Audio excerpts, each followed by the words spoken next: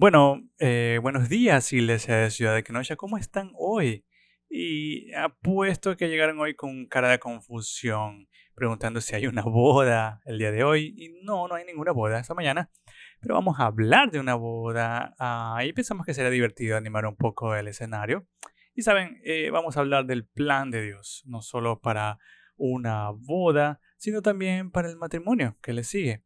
Ahora, sé lo que están pensando, algunos de ustedes dirán, bueno, estoy soltero, me he divorciado, estoy viudo, y quiero que sepan que sin importar en qué etapa de la vida se encuentren, es importante que comprendamos la teología y el propósito del matrimonio. Si están casados, lo sabrán, pero además las personas los verán como una influencia. Ya tengan amigos, hijos o nietos, es importante que conozcan y comprendan el plan de Dios para el matrimonio, pues influyen en los demás. Y eso es lo que queremos enfocarnos en esta mañana. Y la verdad ha sido un privilegio como pastor oficiar más de 40 bodas en la última década y media.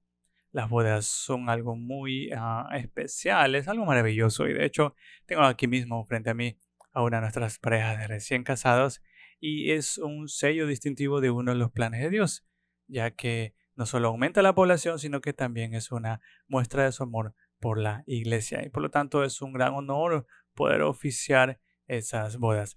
Ahora, la gente me pregunta de entre las más de 40 bodas en las que he participado, ¿cuál es mi favorita? De todas las bodas que he estado, ¿cuál es mi favorita? Y se les voy a decir esta mañana, ¿ok? Dicen que no hay que tener favoritos, pero esta mañana voy a tener una. Y fue mi boda. Ajá. Y la iglesia de Ciudad de Kenosha, aquí apenas llevamos 3 años y medio como la nueva iglesia, pero he formado parte de este ministerio desde antes que existiera Kenosha City Church, antes de que comenzáramos la transición, antes de la nueva iglesia. Y llegué a Kenosha en 2006, soltero y recién comprometido. Mi primer año en el ministerio no estaba casado, ¿ok? Y en 2007, el 23 de junio, me casé en un escenario que está debajo de este. De hecho, pongamos esta foto. Y ahí está. Y me veía muy bien en el 2007. La gente me dice que me veo bien y joven. Y bueno, gracias por esos cumplidos. Ahora ya me veo más mayor. Pero bueno, ahí estamos, Allison y yo en la misma habitación en 2007. Y sí, lo creo de verdad y espero que no les moleste si ofendo a alguien que se haya casado aquí. Esa es mi boda favorita. Pero bueno, muchas cosas han cambiado desde 2007. El presupuesto de una boda era mucho menor a $10,000. Todavía se puede hacer hoy en día, pero el promedio era bastante inferior a $10,000. Tras algunas que podrán llegar a costar 25,000, por allá por el 2007. A menudo se celebraban en iglesias, se invitaban a familiares con niños. Había pues pastel, ha estado pasando por momentos difíciles también el pastel. Y me encanta el pastel. Así que tal vez eh, se pueda incluir esto, ¿no? Pero ahora, el tamaño de las bodas ha disminuido desde el 2007. Y de hecho, si avanzamos rápidamente desde 2007 hasta hoy, se han reducido aún más. Muchas veces no se invita a los niños. Hoy hay menos bodas y el grupo de invitados puede que no sea solo familia o solo una familia selecta. Mientras tanto, aunque las bodas han disminuido, los costos se han disparado muy por encima de la inflación, pasando de un promedio de 35,000 hasta $75,000 en algunos casos. ¿Y qué está pasando? Y cada vez se celebran menos bodas en iglesias, mientras que en 2007 casi el 50% se casaban allí. Ahora solo el 17%. Ahora la gente se da el sí quiero en jardines, graneros, museos y otros espacios para bodas. Y no hay nada de malo, siempre y cuando Cristo sea el centro de su matrimonio. Y ok, y la gente pregunta, ¿qué no podemos hacer ni dejar de hacer en nuestras bodas? Y yo les digo, bueno, lo que deben hacer es que Cristo sea el centro. Pero esto se ha visto influenciado a menudo por la llegada de Pinterest, Instagram y TikTok. Y se ha vuelto tan importante que no solo se contrata un fotógrafo, sino que estoy empezando a ver fotógrafos que consideran cómo se verá todo en las redes sociales, cómo se verá en los reels. Creo que nuestra boda fue filmada y bueno, han cambiado muchas cosas. Ahora los pastores son minoría oficiando las bodas. La gente busca diferentes personas dependiendo del estado para oficiar la boda y a veces parece más una reunión informal que una ceremonia formal o un servicio religioso.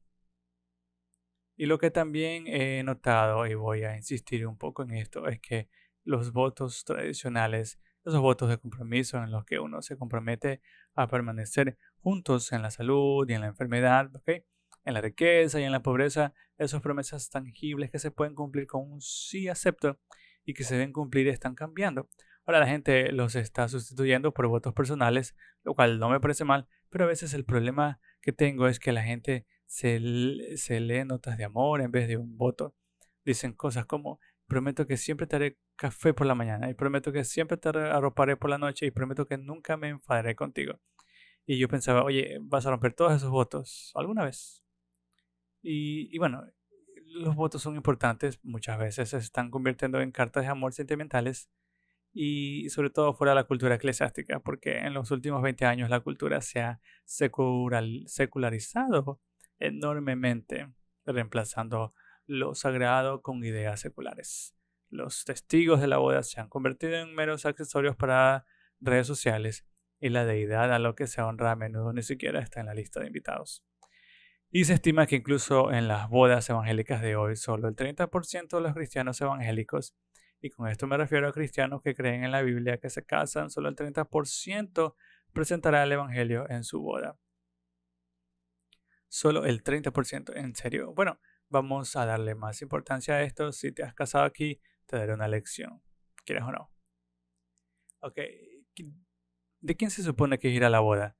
Qué se dice tradicionalmente?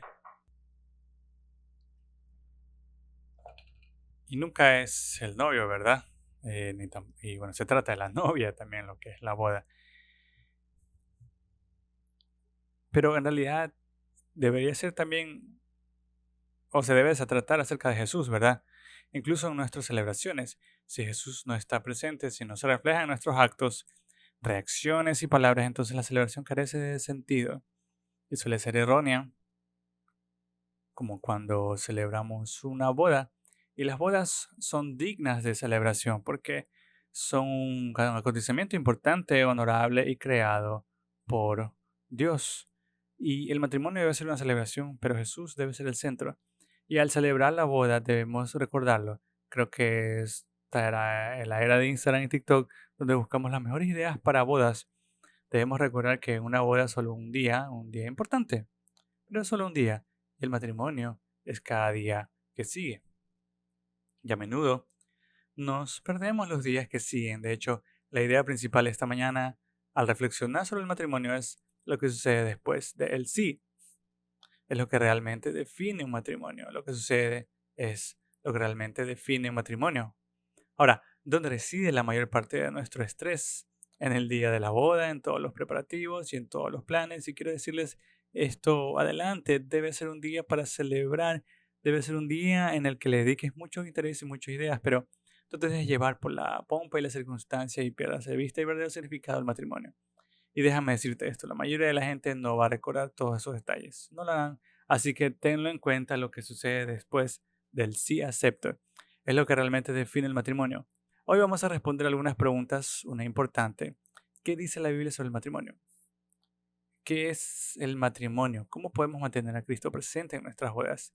¿Deben los cristianos casarse en personas no cristianas? ¿Es la soltería una bendición, una maldición? Hablaremos de estas y otras cosas. Así que empecemos. ¿Qué es el matrimonio? El matrimonio es una idea de Dios. Tradicionalmente se ha entendido como la unión legal de un hombre y una mujer como marido y mujer. Esto ha sido la concepción del matrimonio durante prácticamente toda la historia registrada en mayor o menor medida en todas las culturas y sé que algunos dirán, bueno, ya sabes, existe la poligamia, hubo personas que se casaron, hubo reyes con 5 o 6 esposas diferentes, incluso Salomón tuvo 1000. Es como si dijeran, si esa no era la intención de Dios, cuando Dios crea algo, ¿sabes qué solemos hacer? Lo estropeamos, hacemos un gran desastre. Así que no queremos centrarnos necesariamente en el desastre que hacemos, queremos centrarnos en el plan que Dios ha creado en es maravilloso. Y específicamente el matrimonio. Y no fue sino hasta los últimos 20 años que la gente comenzó a a redefinir el matrimonio de manera que ni la Biblia contempla porque no es así como Dios lo creó. Entonces, en los últimos 20 años pensamos, ¿sabes qué? Podemos mejorarlo. Podemos hacer algo con esto que nadie jamás haya imaginado. Y es que no, la idea de Dios no necesita mejorar. No fue un error. El matrimonio es entre un hombre y una mujer. Siempre lo ha sido y siempre lo será. Cualquier otra cosa no lo es. Lo llamamos matrimonio, pero no lo es. Y sé que hay gente que dice, ¿de qué estás hablando? Porque el matrimonio no lo define el gobierno, sino Dios. Así que vayamos al primer matrimonio. Retrocedamos al principio de los tiempos, en Génesis capítulo 2, versículo 18. Les invito a buscar en sus Biblias o en la Kenosha City Church aplicación. Y si usan la aplicación, el contexto aparecerá en la pantalla. Pero bueno, saben que lo que quiero que hagan es ir a la Biblia. Así que Dios había estado ocupado con la creación, creó todo, la luz, la oscuridad y la luz. Creó el agua, la tierra, los animales, y ahora se prepara para crear la parte principal de su creación, la humanidad. Génesis 2, 1, 18. Entonces el Señor Dios dijo, no es bueno que el hombre esté solo, así que Dios creó a Adán, creó a todos los animales, Adán estaba con los animales, y dijo, no es bueno que esté solo, le haré una ayuda idónea. El Señor Dios formó de la tierra a todos los animales y a todas las aves del cielo, y se los presentó al hombre para ver qué nombre les pondría. Y a cada ser viviente que el hombre llamó, ese fue su nombre. El hombre les puso nombre a todos los animales domésticos, a las aves del cielo y a toda bestia salvaje, pero para el hombre no se halló ayuda idónea. Así que aquí tenemos el hombre, Adán. Adán es hebreo. Les voy a enseñar una palabra hebrea. Adán significa de la tierra. ¿Ok? Dios formó a Adán del polvo de la tierra y Adán observaba a todos los animales. Se divertía poniendo los nombres, pero pensaba, ¿sabes qué? Por mucho que quieran a mi perro y a todos estos otros animales, me siento bastante solo. Así que Dios quiso crearle un ayudante, alguien que le hiciera compañía. En el versículo 21, el Señor Dios hizo que el hombre cayera en profundo sueño mientras dormía. Dios le quitó una de sus costillas y cerró la carne en su lugar. Luego, con la costilla que le había quitado, el Señor Dios tomó una mujer y se la presentó al hombre. Puede sonar raro, ¿verdad? Pero hay una razón. Así como volvemos al polvo, Dios nos formó el polvo y hay una razón por la que Dios formó a la mujer de una costilla del hombre. Así que vemos aquí en este texto el primer matrimonio. El matrimonio proviene de Dios. No podemos redefinir el matrimonio porque no es una idea del Estado ni de la cultura en general. El matrimonio es idea del Señor y está ligado al relato de la creación que estamos leyendo. Así que leeré más pasajes que entrelazarán el capítulo 1 y el capítulo 2. Si leemos Génesis capítulo 1 y 2, tenemos lo que se llama un relato sinóptico. Narra la misma historia desde diferentes perspectivas de la creación. En Génesis capítulo 1 se menciona la creación de los seres humanos, pero en Génesis capítulo 2 se ofrece una descripción más detallada.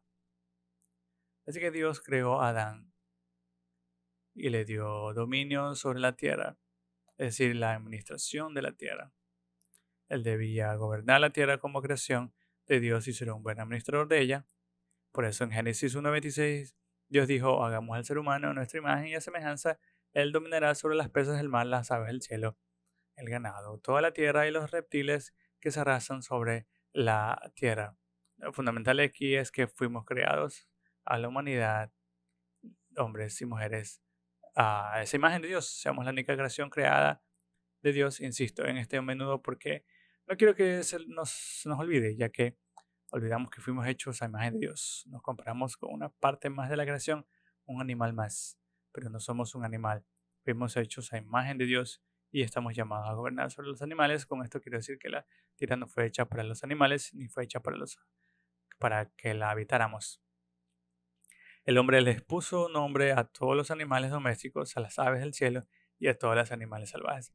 Pero para el hombre no se halló quien le ayudara. Al nombrar a cada animal, Adán solo hizo más evidente su soledad. Su condición de único ser humano no solo carecía de compañía, sino que también tenía quien administrar lo que Dios le había dado.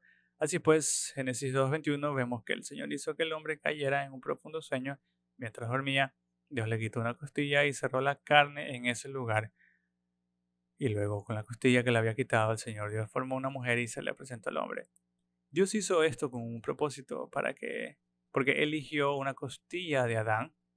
Eso es una pregunta importante. ¿Por qué la costilla? Y no sé por qué otra cosa, el tobillo o algo así. Pero lo importante es que la tomó de Adán y no del suelo. Lo importante de eso es que demuestra que hombres y mujeres provenimos de la misma sustancia. Ambos fuimos creados a imagen de Dios. La humanidad no estaba completa con Adán. La humanidad estaba completa. De hecho, toda la creación culminó cuando Dios creó a la mujer. ¿Entiendes? La creación se completó cuando tomó una costilla del hombre y creó a la mujer. Y quiero decir que existe igualdad entre nosotros, creados a imagen y semejanza de Dios. No importa lo que oigas, siempre hay gente luchando por la superioridad, pero quiero que entiendas esto. Hombres y mujeres fueron creados a imagen y semejanza de Dios. Todos tenemos el mismo propósito de adorarlo y amarlo. Sin embargo, hombres y mujeres no son iguales. Hombres y mujeres deben complementarse y los veremos en un momento. Génesis 1:27. Y creó Dios al hombre a su imagen, lo creó a imagen de Dios, hombre y mujer. Así pues, vemos que la razón por la que Dios creó al hombre y a la mujer y nada más es que deben complementarse en el matrimonio. Cuando Adán conoció a su esposa, se sintió dichoso. Y vamos a explicar cuán dichoso estaba. Pero cuando Dios se lo presentó, leamos Génesis 2:23. Y el hombre dijo, este sí es hueso de mis huesos y carne de mi carne. Esta se llamará mujer porque fue tomada del hombre. Y por eso el hombre deja a su padre y a su madre y se une a su esposa. Y los dos se convierten en un solo cuerpo. El hombre y su esposa estaban desnudos y sin embargo no sentían vergüenza, no sintieron vergüenza hasta que pecaron. Y entonces la vergüenza entró en juego. Pero esto es tan importante porque Dios no solo le ha dado a Adán una ayuda idónea, ahora podemos tener hermanos, podemos tener hermanas, podemos tener amigos, y esto es muy bíblico. Pero aquí vemos de que Dios le está dando algo más allá. No le está dando a Adán un hermano, sino una, una mujer. Eva significa eh, de significa pues aquí está. Y le está dando a Eva y eufóricamente dijo, wow, es hueso de mis huesos, carne de mi carne. Imagínate cuando saluda a un amigo con, oye, ¿qué tal? Y celebras con un puño y le dices, mira, esta es Eva y esto es chévere. Esta es su esposa. Esto realmente, esto realmente es un matrimonio, ¿verdad? Y se convierten en una sola carne. Y vemos que esto se repite en el Nuevo Testamento, en el Antiguo Testamento con Jesús. Y esta es la idea del matrimonio, hombre y mujer. Dios proveyó a Adán y Eva, Eva para Adán, y esto se consideró un modelo para todos los matrimonios posteriores. Se convirtieron en uno solo. Y cuando yo estaba en la universidad, trabajaba en Applebee's, ya te lo he contado, una de las cosas que tenía que hacer era lo que llaman tomar el turno de noche. Tenía, tenías tus mesas, te cortaban el turno y tenías que hacer un montón de cosas para hacer $309. Y bueno, y se hacían muchas cosas, desde envolver los recubiertos en servilletas hasta asegurarte de que no hubiera aderezos caducados. Pero algo que siempre se me quedó grabado fue lo que yo llamaba cazar la sal. Sí, cazar la sal. Normalmente había dos saleros en dos mesas y lo que se hacía era coger uno y vertir el contenido del otro. Lo que se hacía era tener un salero vacío que luego se llevaba a la cocina para usarlo después y otro lleno.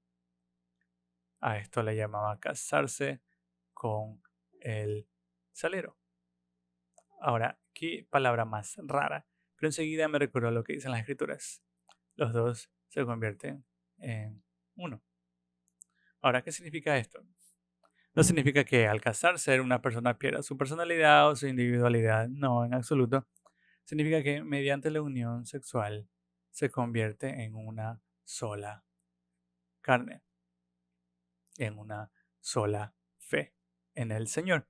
Esto es de vital importancia porque hoy en día muchas personas se casan y siguen actuando de esta manera, cuando en realidad se trata de unirse en matrimonio y solo se puede ser uno con quien se da el sí quiero. Con demasiada frecuencia en la sociedad actual, la gente pretende ser una sola persona sin haber consumado el matrimonio y eso implica dar el sí quiero antes de dar un voto a Dios. Así que al casarse, como vemos aquí en primer matrimonio, se convierte en una sola carne. Se convierte en uno. Génesis 1:28 dice, sean fecundos y multiplíquense, llenen la tierra y sométanla, dominen mediante el matrimonio a los peces del mar, las aves del cielo y a todos los animales que se arrastran sobre la tierra. Que Dios los bendiga. Ahora, esto es lo que digo. Puede que estés aquí conviviendo sin estar casado. Hemos tenido muchas cosas así. Lo primero que te voy a decir es, ¿cuándo te casas? Si vas a firmar la escritura de la casa, sobre todo si ya tienes hijos, ¿por qué no haces los votos ante Dios? Yo le voy a preguntar esto y te lo pregunto a ti. Te repito, sin ánimo de juzgar, porque sé que nuestra cultura dice lo contrario. Nuestra cultura te enseña y te prepara para hacer lo contrario. Así que no te voy a decir cómo te atreves si no has escuchado lo que el Señor quiere. ¿Cómo lo vas a saber? Ok, así que no te juzgo, solo quiero que conozcas la bendición del Señor.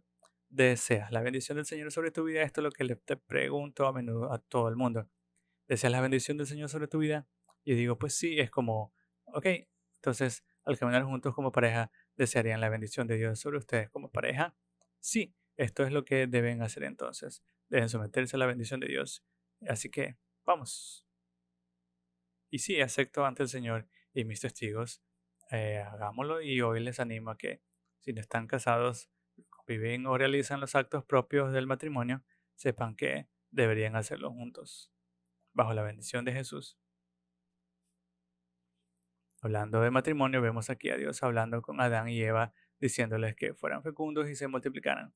Entonces tenemos el matrimonio, la unión sexual, la procreación, la creación de hijos, y todos estos mandamientos son anteriores a la caída. Lo que significa que si el matrimonio es resultado de la caída, significa que el sexo no es consecuencia de la caída. Significa que los niños no son consecuencia de la caída, aunque a veces te lo preguntes, ¿ok? Es parte del plan perfecto de Dios. Amén. Estas cosas fueron creadas para el bien. Pero, ¿qué es el enemigo? ¿Qué dice la cultura secular? Toman el plan de Dios y lo pervierten. Dicen que es una mejora, dicen que es libertad, dicen que es liberación, pero en realidad es esclavitud. Queremos estar bajo la bendición de Dios. Dios los bendiga y les dijo, sean fecundos y multiplíquense, llenen la tierra y sométanla. El matrimonio comienza con el voto ante Dios y los demás. El matrimonio comienza antes de tener relaciones sexuales. Todo empieza antes de comprar la casa o hacer las cosas propias del matrimonio. Esas cosas no constituyen un matrimonio, son solo acuerdos. Así que primero cásense, luego háganlo. La primera boda fue diferente. La celebraron en un jardín. Fue una ceremonia muy íntima, solo estaban ellos y Dios porque aún no había nadie más. Pero las cosas han cambiado bastante. Y quiero que entiendan que sin importar cómo sea su boda, asegúrense de pensar en los momentos posteriores al sí y acepto. Si están preparándose para el matrimonio, luego lleguen al sí y acepto. Y asegúrense de que sea lo correcto porque saben que decir sí acepto es voluntario, pero al decir sí acepto se compromete en verdad. Así que mientras se preparan para el sí, asegúrense de que esto sea algo que realmente deben hacerlo. Porque al decir sí acepto no es algo que deba tomarse a la ligera. Antes del matrimonio conocerán a la persona. A menudo se hace esto porque quieren saber si son compatibles, ¿verdad? Yo solo quiero asegurarme de que soy compatible. Y es una buena pregunta, pero muchas veces le damos la compatibilidad a elementos que no tienen nada que ver. Y quiero asegurarme de que le gusten los mismos deportes que a mí, somos compatibles. Sé que hay que esperar que se den ciertas cosas antes de casarnos, pero tenemos que ir por ellas. Es como que hay un carro, hay que probarlo y mira, no te preocupes por eso. Y tienes la vida para resolverlo. Así que tranquilo. Lo que sí necesitas es asegurarte de que seas compatible con esto, el Señor. La compatibilidad empieza con Jesús. Todo comienza con Jesús, lo que significa que Cuando empiezas a salir con alguien o a conocer a alguien, necesitas saber dónde está Jesús en tu vida de inmediato. Alice y yo, como mencionamos durante nuestra sesión de crianza consciente, la primavera pasada empezamos a hablar por Facebook, pero en 2005 era muy diferente. No creo que existieran sitios web de citas en ese entonces. Y Facebook era solo una plataforma de comunicación interna para cada universidad. No podías ser amigo de Facebook de alguien de que no fuera tu facultad. Con el tiempo lo abrieron a otras universidades y finalmente al mundo entero. Era muy, muy diferente. Entonces vi a Allison en el comedor, estaba comiendo mis galletas y la miré, le pregunté quién es. Ella me miró y si conoce la historia inmediatamente pensó, ¿y si me caso con él? No me la contó, fue algo así como, wow, esto es rápido. Pero no hablé con Allison durante estos años y pensé, oye, es increíble. Fue un momento de esos que te dejan sin palabras. Empecé a preguntar a la gente del campus, ¿lo conoces? Y justo cuando inventaron Facebook pude escribirle, oye, te vi por el campus y básicamente una cosa llevó a la otra. Fuimos a Starbucks, hablamos durante 3 horas, ella me escuchó y yo pensé que le había hecho fatal. Pero en realidad Allison es la mejor oyente del mundo. Y sí, Facebook influyó, pero no fue como ligar por redes sociales. Estábamos en el campus y no ayudó a conectar allí. Pero si avanzamos hasta hoy, las cosas han cambiado bastante. De hecho, digamos esto, las redes sociales son nuevas, pero en la historia tener citas es algo relativamente nuevo. Así que hablemos de cómo llegaban las personas al momento del sí. ¿Cómo lo hacían históricamente? Bueno, desde el principio de los tiempos hasta el siglo XIX existía algo llamado matrimonio concertado. Ahora, algunos se horrorizarán al pensar con quién los habían emparejado sus padres, pero los matrimonios eran concertados por las familias por razones sociales, económicas y espirituales, sobre todo en tiempos bíblicos en la antigüedad. El compromiso era incluso un acuerdo legal. El compromiso solo podía disolverse mediante un certificado de divorcio, por eso José quería divorciarse de María. Estaban comprometidos, aún no se habían casados, no vivían juntos, no tenían relaciones sexuales, no tenían certificado de matrimonio, tenían un certificado de compromiso, lo que significa que se iban a casar. Cuando María dijo, oye, estoy con Jesús, él respondió, ajá, y fue a obtener un certificado de divorcio porque el matrimonio en esa época era un trámite legal. El romance no era necesario en los matrimonios antiguos, pero solía surgir después del sí acepto, muy diferente.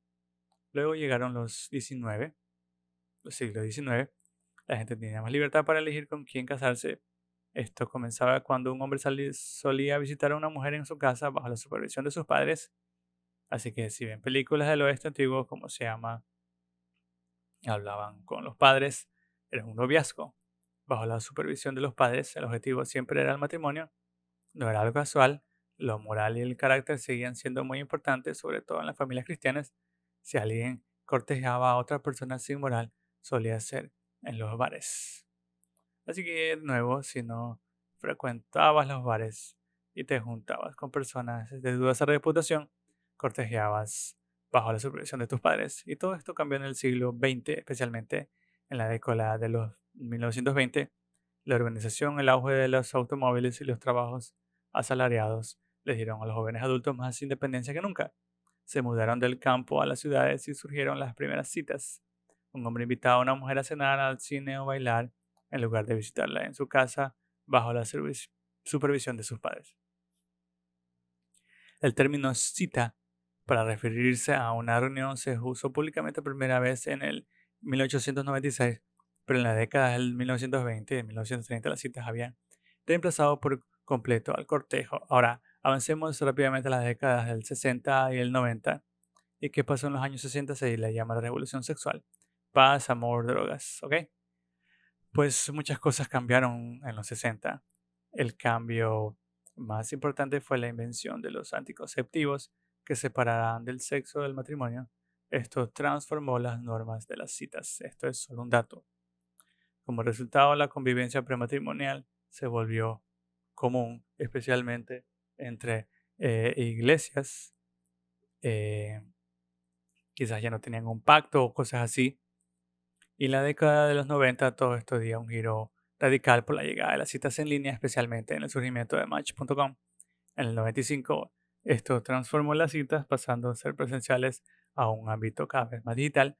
Y así llegamos a la actualidad, la década del, los 2000.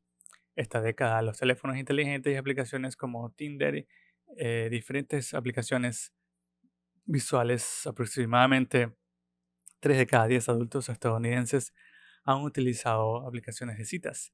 Creo que ese porcentaje es mucho mayor en menores de cierta edad y creo que incluso es mayor. Casi uno de cada 5 matrimonios comienza en línea y las citas se han vuelto más personalizadas. También se han fragmentado, lo que significa que las relaciones suelen ser más cortas. A menudo termina por mensaje de texto, simplemente desaparecen sin dar explicaciones y hay menos compromisos a largo plazo, por lo que menos personas se casan. Si bien acceder a las citas nunca han sido tan fácil, se está volviendo más difícil. De hecho, una encuesta reciente reveló que el 90% de las 91% de los hombres de las mujeres consideran que el panorama actual para encontrar pareja es más complicado que nunca. Y sin embargo, el 70% de la generación Z desea casarse. Parece mucho, pero en realidad el 30% de la generación Z no lo hace, lo que significa que vemos a mucha gente que quiere casarse y no lo hacen. Muchos han renunciado al matrimonio por completo porque piensan, solo vivimos juntos, ¿para qué quiero estar atado a alguien? El matrimonio está pasando por un mal momento. Ahora, hay muchos estándares que la gente se impone al buscar pareja, pero uno de ellos es este, debe ser Jesús.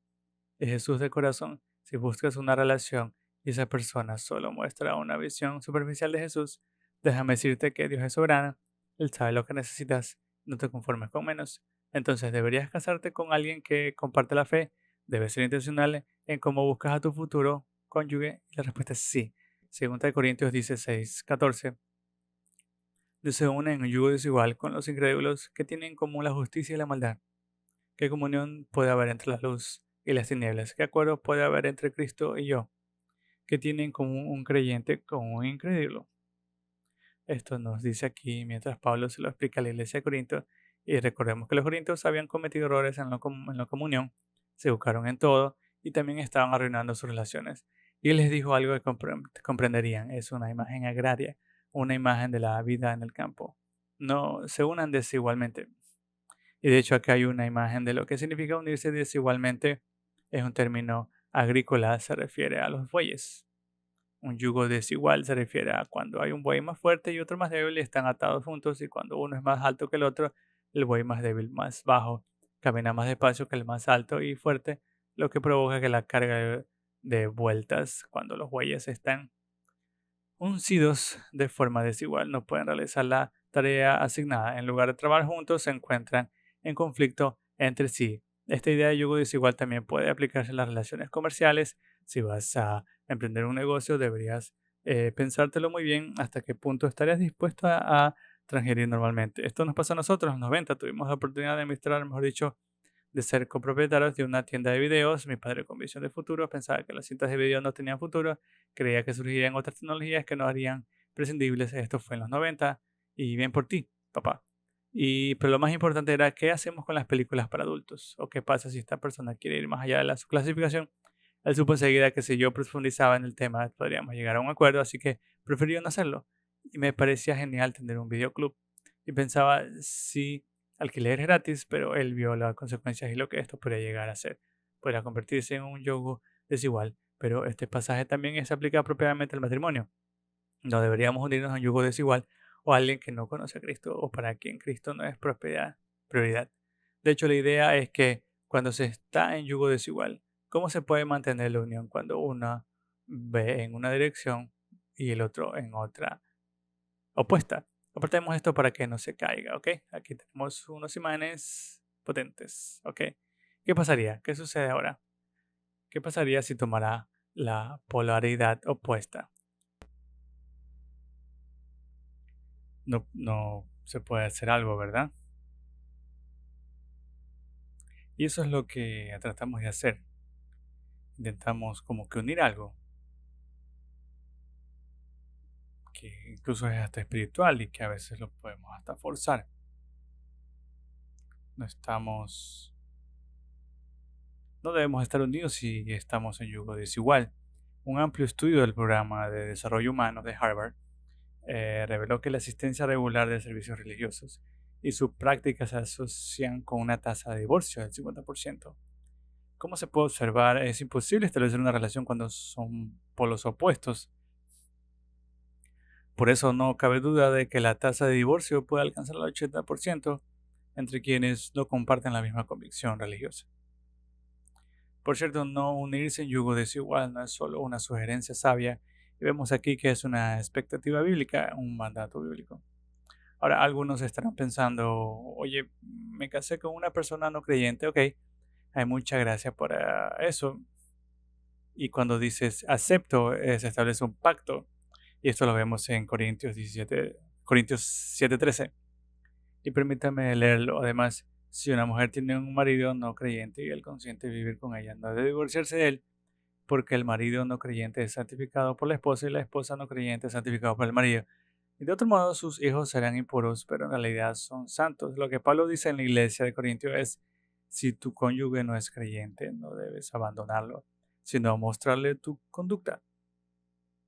Y así tendrás la oportunidad de criar a tus hijos en la fe. Muéstrales a Cristo con delicadeza. Debemos tener cuidado con quienes nos casamos. Si te has casado con alguien que no es creyente o que no es un ejemplo de fe, permítele ver a Jesús con gracia en tu vida. Por eso, antes de casarte, elige a tu pareja con intención y cásate con ella dentro de la fe. No te comprometas a eso, mira el corazón, no la apariencia. Mientras buscas el amor, ser fiel a tu palabra, no lo hagas solo o busca un consejo sabio. No te cases solo con el proceso. A veces llegas al sí, acepto, porque estás enamorado del proceso. No estás pensando en la persona con quien tendrás que vivir y compartir el resto de tu vida.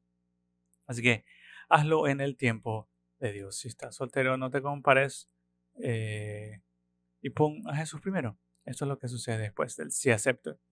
Eso es lo que constituye un matrimonio. En tercer lugar, la boda es una declaración de compromiso, no es una conveniencia. La razón por la que el sí acepto es tan importante es porque debe ser inamovible, mientras que el ir al sí acepto es opcional. Cuando dices sí, te comprometes a ganar sin importar lo difícil que sea la situación. ¿Ok? Algunos de nosotros elegimos una situación realmente difícil. Y déjame decirte algo, ahora mismo están eligiendo una situación que puede ser muy dañina. No creo que eso sea bueno, no es algo virtuoso. De hecho, Pablo le dice, aléjate de ella, no se dejen atar por eso.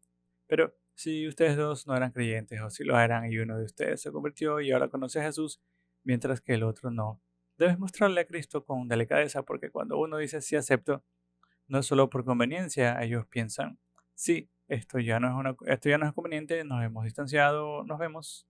Esa no es la intención de Dios, es un pacto. La concepción cultural del matrimonio lo considera un contrato social y emocional entre los adultos que consienten en áreas de la compañía, el amor y la realización mutua. El Estado lo reconoce, pero Dios tiene un plan muy diferente, que sea para siempre ahora.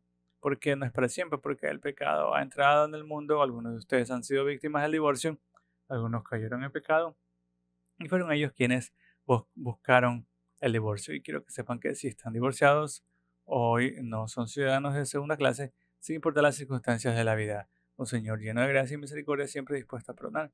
Nos da segundas, terceras y hasta cortas oportunidades. Amén. Pero eso no significa que bajemos el listón, que rebajemos el significado del voto matrimonial. Lo que vemos en Efesios 5:22 en realidad es una imagen de cómo debería ser nuestro matrimonio. Antes de continuar, quiero comentarles que en la iglesia de Efeso, Pablo tuvo que combatir el adulterio flagrante. Algunos hombres consideraban a sus esposas como objetos. Iban al templo y tenían relaciones con las prostitutas, estaban llenos de ira y amargura y maltrataban a sus esposas. Pablo sabía que no podíamos permitir que esta actitud se infiltrara en la iglesia. Lo que hizo fue escribir lo que se conoce como las instrucciones matrimoniales, el código matrimonial. Irónicamente, se ha convertido en uno de los versículos más controvertidos en la sociedad, que se ha visto influenciado por el movimiento feminista. Y Efesios 5:22 lo explico. Esposas, sométense a sus maridos como al Señor, porque el esposo es la cabeza de la iglesia, así como Cristo es la cabeza de la iglesia. Él es el salvador del cuerpo, así como la iglesia se somete a Cristo. También las esposas deben someterse a sus esposos en todo. Esposos amen a sus esposas, así como Cristo amó a la iglesia y se entregó para ella poder santificarla, purificándola con el agua del lavamiento por la palabra. Lo hizo para presentársela a sí mismo gloriosa, sin mancha ni arruga ni cosas semejantes, sino santa e intachable. De la misma manera, los maridos deben amar a sus esposos como a sus propios cuerpos. El que ama a su esposa se ama a sí mismo, porque ama a su esposa se ama a sí mismo, porque nadie odia su propio cuerpo, sino que lo cuida y lo alimenta, como también Cristo lo hace con la iglesia, puesto que somos miembros de su cuerpo. Por eso el hombre dejará a su padre y a su madre, y ahí está de nuevo, y se unirán a su esposa, y los dos serán una sola carne. Y por cierto, esto es una pista para nosotros, al igual que en Génesis capítulo 2, de que esto se aplica a nosotros hoy. Nos remiten al plan original, el relato de la creación. Esto es un misterio, es profundo, pero estoy hablando de Cristo en la iglesia. En resumen, cada uno de ustedes debe amar a sus esposas como a sí mismo, y las esposas deben respetar a su esposo. Así que Pablo se encuentra en la iglesia primitiva, donde el matrimonio ya había sufrido un profundo transformación, y Pablo intenta ofrecernos una perspectiva bíblica, una orden matrimonial adecuada. Por eso vemos que se dirige primero a las esposas.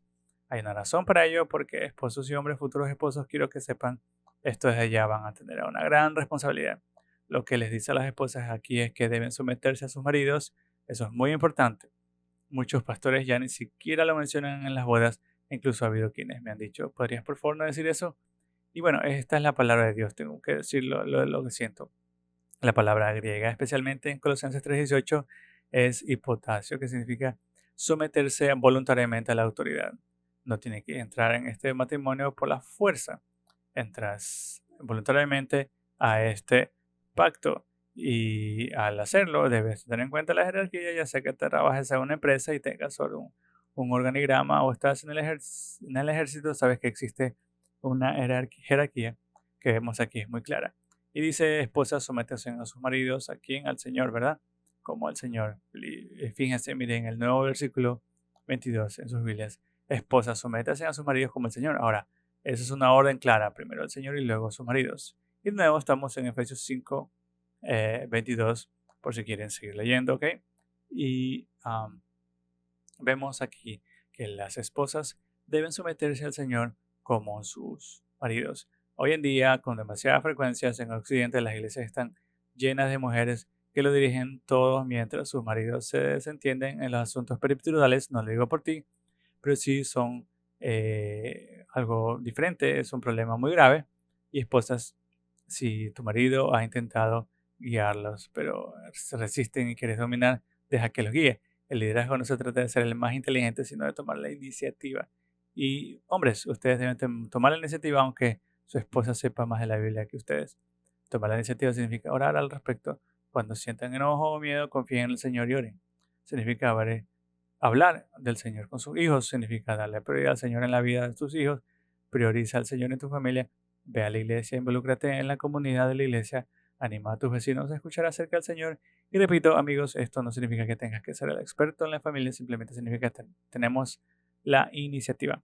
Esa es la clave del liderazgo. Ahora, mujeres, hay una advertencia. Esto no significa que deban ceder su camino espiritual hacia Cristo a su esposo no creyente, o un esposo que no valora a Cristo. Lo que, lo que trato de decir a esto es como, oye, mi esposo quiere que me someta, que ya no vaya a la iglesia y que ya no lea la Biblia, y no. Quien manda también su jefe es el Señor, ¿verdad? Lo que significa que a veces mujeres piensan, pero yo lidero porque mi esposo no quiere. Ok, lo entiendo. Y duele. Ninguna mujer lo ha dicho jamás con alegría. Quiero decirles que estoy orando con ustedes, pidan a otros que oren con ustedes y no se rindan. Sean un buen ejemplo. Como dijo Pablo, sería, pero si un esposo está en pecado, no quiere a Jesús, está arruinando las cosas por falta de deseo de seguir a Cristo, tal vez está lleno de amargura.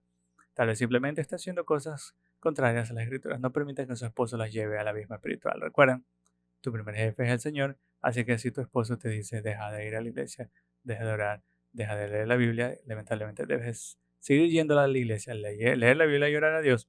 Pero eso no significa que le faltes el respeto a tu esposo en todo, ni que debas sentir resentimiento hacia él. Oramos por él. Y es así, debemos ser sumisos a nuestras autoridades. Bueno, si el gobierno nos dijera que dejáramos de leer la Biblia, de orar y de ir a la iglesia, tendríamos que desobedecer, porque el Señor es nuestro jefe, ¿ok? Así que digamos que en este momento de desobediencia al gobierno, hipotéticamente seguimos orando, seguimos leyendo la Biblia, seguimos yendo a la iglesia. Significa que eso podemos ir a toda velocidad a la autopista y llevarnos lo que queramos de las tiendas sin pagar y no pagar nuestros impuestos porque somos ilegítimos. No, significa que seguimos siendo sumisos, pero cuando algo viola a Dios, entonces cuando Dios tiene que intervenir. Primera de Pedro 3:1-2 dice: de la misma manera, esposas, sométanse a sus propios maridos para que, si alguno desobedece la palabra, sean ganados sin palabra por la manera en que sus esposas viven, al observar su conducta pura y reverente. Primera de Pedro 3:1-2 es fundamental y permítale leerlo. De la misma manera, esposas, sométanse a sus propios maridos para que, si alguno desobedece la palabra, sean ganados sin la palabra por la manera en que sus esposas viven. Así que, cuando observen su conducta pura y reverente.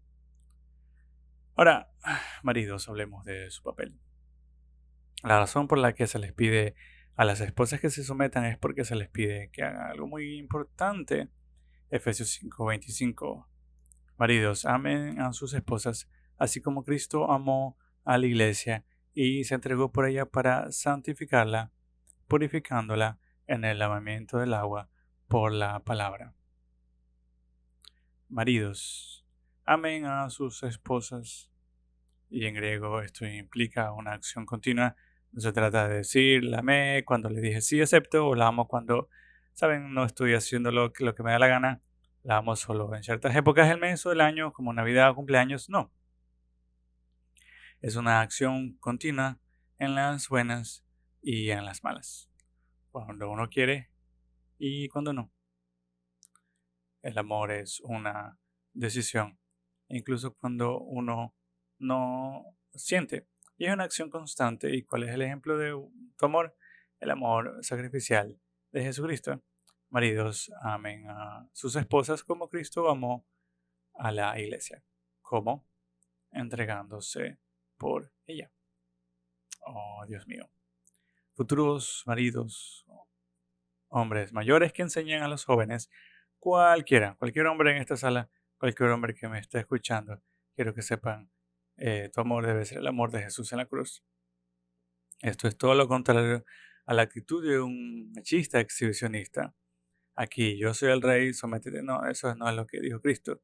Cristo dice que debes amarlos, debes amar a tu esposa como Él amó a la iglesia y se entregó por ella.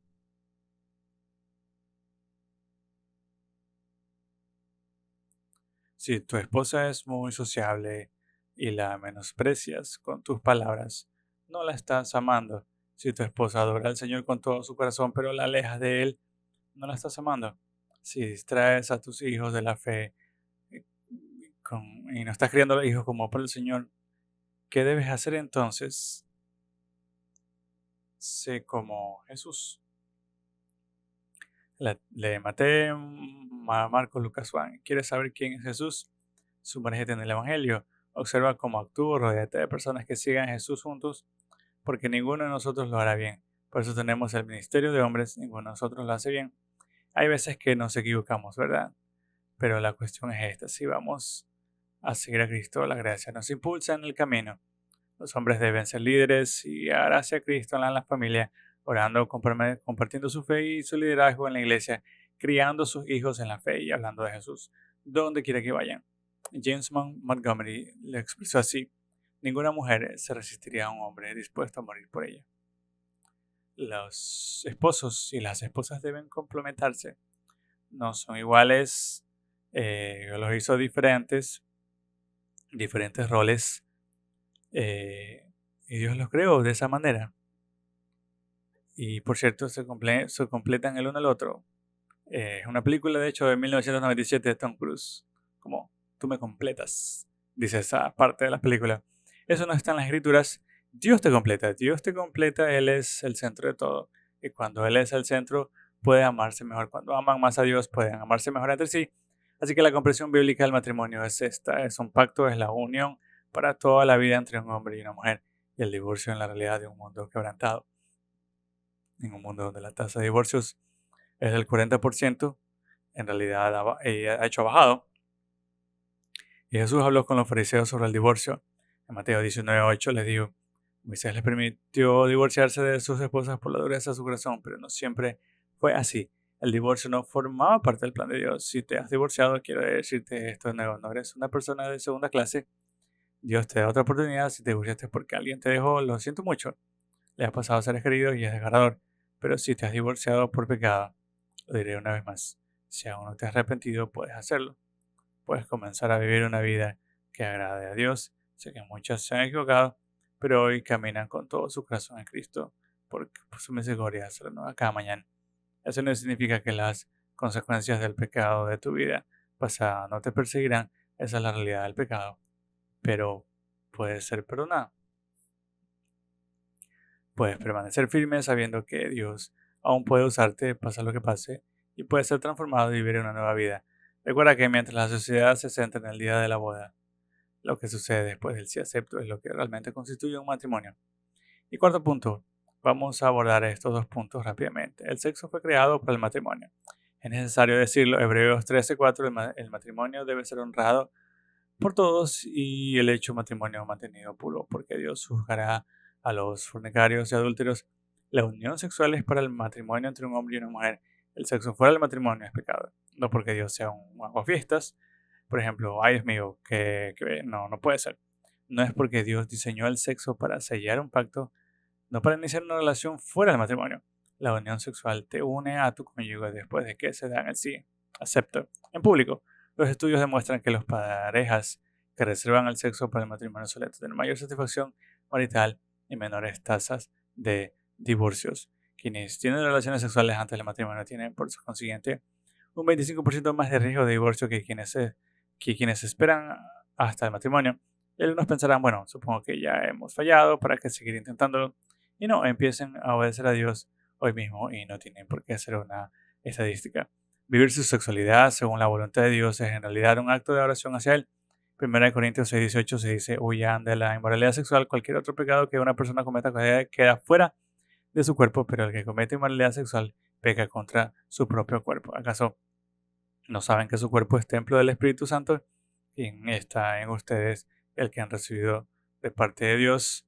Ustedes no se pertenecen a sí mismos, pues fueron comprados por un precio, por lo tanto glorifican a Dios con su cuerpo. Así que creen buenos hábitos ahora para no arrepentirse después, y por eso hombres y mujeres, esto significa dejen de ver pornografía mismo. Algunos piensan, eso se acabará cuando me case. Les digo que desde ya que las estadísticas demuestran que no es así. Tienes que crear buenos hábitos hoy, establecer límites claros y definidos cuando estén saliendo con alguien. Confíen en el plan del Señor. Cuando la desesperación empiezan a apoderarse de ustedes, hacen cosas desesperadas. Y si te has equivocado, confiesa ahora mismo y vuelve a conectar con tu corazón. Él quiere que vivas bajo su bendición. Sí, incluso si esas cosas pertenecen al pasado, porque lo que sucede después de decir sí acepto es lo que construye un matrimonio. Así que empieza a planificar tu matrimonio hoy mismo. O si ya estás casado o estás cometiendo errores, comienza a dar el primer paso caminando hacia adelante y siguiendo a Cristo en tu matrimonio. Y último punto, y con esto concluyo, si estás soltero, hemos hablado mucho sobre el matrimonio, pero ¿qué pasa si estás soltero? A menudo la soltería se ve como una maldición o algo así. La realidad es que toda persona soltera en algún momento de su vida está soltera. Y quiero dejar esto claro, las escrituras afirman que la soltería no es una maldición. Puede ser una oportunidad y una bendición si dejas que Dios te guíe en esa etapa. Así que quiero decirte, la soltería es un regalo, no una maldición. Si estás casado ahora, estuviste soltero por un tiempo, algunos esperan su primer matrimonio. Su matrimonio terminó por fallecimiento o divorcio, pero quiero que sepas, la etapa que estás viviendo ahora es un regalo. Ya sea casado o soltero, Barry Dunlopy lo afirmó en su libro Una teología bíblica de la soltería de las tres religiones monoteístas modernas, judaísmo, cristianismo e islam. Solo el cristianismo reconoce la soltería como una vocación, un don y una bendición definitiva dentro de la comunidad del pueblo de Dios. De hecho, Pablo habla en 1 Corintios 7:26, donde dice, debido a la angustia actual, considero que es bueno que cada uno permanezca como está. ¿Estás casado? ¿Deseas divorciarte? ¿Estás divorciado? No busques casarte. Sin embargo, si estás casado, no has pecado. Y si eres virgen y te casas, ella tampoco ha pecado. Pero quienes se casan tendrán problemas en esta vida. Es decir, tendrán que preocuparse por el matrimonio y trato de evitarles esa preocupación. Lo que Pablo está diciendo es esto. Él era soltero, pudo consagrarse plenamente al Señor y él y otros demuestran que el matrimonio es una bendición y la voluntad de Dios para la mayoría. Pero habrá una etapa en la que todos estaremos solteros, no debemos despreciarlo, debemos confiar en Dios sabiendo que nos usará específicamente en esa etapa. Algunos le darán un llamado por toda la vida y cuando probablemente no tengas esa llamada, Pero algunos de ustedes dirán, me parece bien, conozco gente que practica el celibato. El celibato es un don de Dios, pero es cierto, no dejen que nadie se apropie de él. Algunos intentan usarlo como excusa, eso no les pertenece. Es un don de Dios para aquellos que están consagrados al Señor por el resto de su vida. El punto es este: el matrimonio y la soltería son un regalo. Ser célibe significa no casarse nunca y eso es una vocación vital. Pero algunos tendrán vocaciones temporales, sea cual sea la situación. Úsala para el Señor y confía en la soberanía de Dios en el momento oportuno.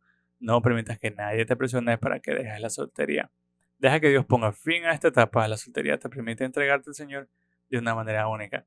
Pablo nos recuerda que así es como debe de ser nuestro corazón. A lo largo de los años ha habido innumerables ejemplos cristianos de personas que usarán su soltería para el Señor, como John Stott, Nancy Lee, quien se casó más tarde en la vida, y David Bernard, por nombrar algunos. Las epístolas del Nuevo Testamento consideran a la iglesia como una familia de Dios, lo que significa que los adultos solteros dentro de la iglesia deben sentirse bienvenidos y deben sentirse como ciudadanos de segunda clase. Las personas casadas no deberían menospreciarlas como si les faltara algo. Quiero que sepan esto: el matrimonio, aunque es un regalo, no debe considerarse como la culminación de la humanidad. El matrimonio no completa la humanidad, es solo un regalo. Si completara la humanidad, adivinen quiénes no habrían sido completamente humanos: Pablo y Jesús. Y así que vamos a una aplicación. ¿Estás confiando o poniendo tu futuro en Dios? ¿Confías en Dios para tu futuro? Busca solo a quienes están en el Señor y lo aman. Y si estás casado, oren, sirvan y comparten a Cristo Jesús. Juntos los hombres deben liderar. Y si eres viudo, divorciado, separado, mantente conectado a la comunidad cristiana. Mi mamá y mi papá están bien con el Señor ahora. Han estado caminando con Él. Tienen una historia de relaciones difíciles, lo saben. Son muy abiertos al respecto con sus mentores. Pero cuando dejaron a mi mamá, tuve que acompañarla durante 10 años transmitiéndole este mensaje: no eres un ciudadano de segunda clase.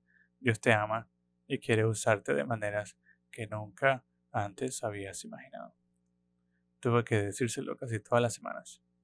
Así que, por favor, manténgase conectado con la comunidad cristiana. Puede ser difícil ver a otras personas a comprar matrimonios. A veces uno se compara con otros matrimonios. Compararse no sirve de nada. Dios no los ha olvidado. Y si te vas a casar, una cosa más: si estás comprometido y te vas a casar, dale más importancia al voto que a la atmósfera. Oremos. Padre, te amamos y te agradecemos profundamente que nos hayas dado el matrimonio como ejemplo de tu amor por la iglesia. Gracias por darnos el mandamiento de ser fecundos y multiplicarnos. Los hijos son una bendición. Gracias, Dios, por darnos un modelo de cómo debe ser el matrimonio. Dios, ayúdanos a confiar en ti. Si somos solteros, ayúdanos a ser fieles en nuestro matrimonio. Si estamos casados, para que los hombres lideren, para que las mujeres crezcan en su relación con Cristo, gracias al buen ejemplo de sus esposas. Ayuda a las esposas que están hoy aquí. Tal vez sus esposos no quieren saber nada de Jesús y ellas tienen que ser quienes las acompañen. Ayúdanos. Dios, ayuda a quienes se han divorciado, a quienes han enviudado recientemente, a quienes sufren por no haber estado casados. Ayúdalos a conocer tu amor hoy. Ayúdalos a sentir el amor de la iglesia hoy. Así que mientras seguimos orando, quiero dirigirme a quienes están aquí presentes, que tal vez nunca hayan depositado su fe y confianza en Jesús. Y si nunca has depositado tu fe y confianza en Jesús, debes saber esto: Cristo vino a morir por ti para que pudieras tener una relación con Él. Dios te creó para que tuvieras una relación con Él. Así que, como creó a Adán y Eva, el problema es que pecamos como cualquier otro ser humano y se nos separa del Dios Todopoderoso. Entonces, ¿qué puedes hacer? No se trata de volverse religioso, no se trata de intentar hacer el bien, sino de recibir lo que Jesús pudo hacer e hizo lo que nosotros no pudimos: reconciliarnos con Dios y redimirnos. Lo hizo sacrificando a su único Hijo en la cruz por todos nuestros pecados pasados, presentes y futuros. La Biblia dice que si crees, si confiesas con tu boca que Jesús es el Señor y crees en tu corazón que Dios lo resucitó de entre los muertos, serás salvo. ¿Has depositado personalmente tu fe y confianza en Jesús? Si no los has hecho, necesitas reconciliarte con Él para que tus pecados sean perdonados y puedas pasar la eternidad en Él. Si deseas depositar tu fe y confianza en Jesús, te animo a que hagas eso ahora mismo, simplemente sentado ahí en tu silla diciendo: Jesús, quiero depositar mi fe y confianza en ti. Si te sientes así esta mañana, simplemente dile, Señor Jesús, deposito mi fe y confianza solo en ti. Moriste en la cruz por mis pecados y resucitaste de entre los muertos. De hecho, todos inclinaron la cabeza y cerraron los ojos. Si te sientes así esta mañana, si estás depositando tu fe en Él y confías en Jesús, me lo harás saber levantando la mano. Voy a cantar hasta 3. Muy bien, te veo, te veo. Hay alguien más que depositó su fe y confianza en Él. Muy bien. Muy bien, gracias. Gracias, Señor Jesús, por las personas que te dijeron sí esta mañana, diciendo, quiero reconciliarme con Jesús, que en el nombre de Jesús oramos. Amén. Gracias por acompañarnos hoy en la iglesia de Ciudad de Kenosha. Es un verdadero honor para nosotros ser parte, aunque sea pequeña, de todo lo que Dios está haciendo a través de tus vidas. Y nos encantaría continuar acompañándolos en este camino. Si hoy se convirtieron al cristianismo, el siguiente paso es el bautismo. El bautismo es el acto público de fe de Jesús, un símbolo de transición de una vida anterior a una nueva. Si deseas registrarte o saber más sobre el bautismo, visita kenosha.church/events. Además, si quieres saber más sobre los siguientes pasos en tu nueva vida cristiana, visita kenosha.church/nextsteps. Allí podrás ver nuestra breve serie sobre el siguiente paso, donde aprenderás qué significa seguir a Jesús, el bautismo y cómo crecer en tu fe a partir de ahora. ¿Vives cerca de Kenosha, Wisconsin, o estarás viajando cerca de la zona? Queremos verte en persona en la iglesia de Ciudad de Kenosha los domingos a las 9 y a las 11 de la mañana. Serás bendecido por la comunidad y la conexión que encontrarás con otros seguidores de Jesús que atraviesan experiencias de vida similares. Una vez más, gracias por acompañarnos hoy. El ministerio y la vida se desarrollan en el contexto de las relaciones. Por eso, nuestro objetivo es brindarte muchas oportunidades para conectarte con una iglesia que te ama a ti y a la familia a través del Evangelio de Jesús y el poder del Espíritu Santo. Para estar en todo lo relacionado con nuestra iglesia, descarga la aplicación Kenosha City Church y síguenos en redes sociales.